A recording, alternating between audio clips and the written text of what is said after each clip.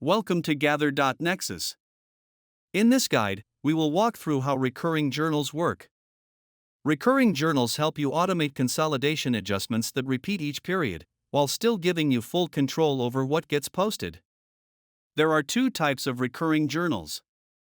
The first one is updated data, which we recommend in most cases. With this option, future entries are created as editable items before you post them. This is best when the amounts change month to month. The second option is fixed data. This posts future entries exactly as configured with no pre-posting review. Use this when the amounts are stable and predictable.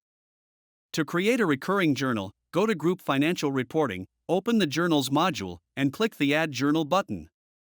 Then select Add Recurring Journal.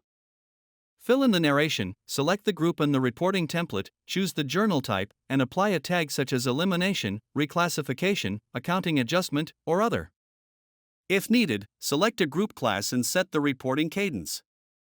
Then set the start date, choose the frequency such as monthly or quarterly, and set the end date or select Never Expire. Next, add your journal lines. Choose the GRT account, enter a description, and fill in the debit and credit amounts. The journal must balance with a difference of 0. When you are ready, you can save it as a draft if you want to review it later, or click Add to activate the schedule. Once your recurring journals are set up, you can manage them from the dashboard. You will see key information such as the narration, group, template, frequency, start and end dates, the next journal date, current status, and total amount. Inside the journal, the Overview tab lets you review or edit the setup, the schedule, the journal lines, and any notes. For updated data journals, you will also see a Child Journal tab.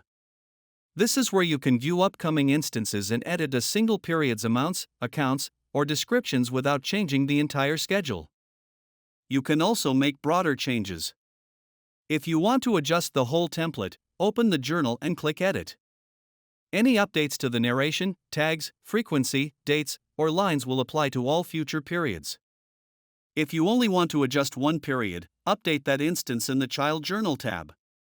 To pause or stop a recurring journal, set an end date or delete it. Deleting stops future creation, but existing entries remain in your records. You can also copy a recurring journal to quickly reuse the structure for another purpose. Once a recurring journal posts, it flows directly into consolidation. You will see the entries in working papers and in your standard journal reports. For profit and loss entries, the impact applies only to the period it was posted. For balance sheet entries, the effects carry forward into future periods. Tags, reference numbers, and notes help preserve a clear audit trail so reviewers can easily follow the adjustments. That is how recurring journals work in GATHER.nexus.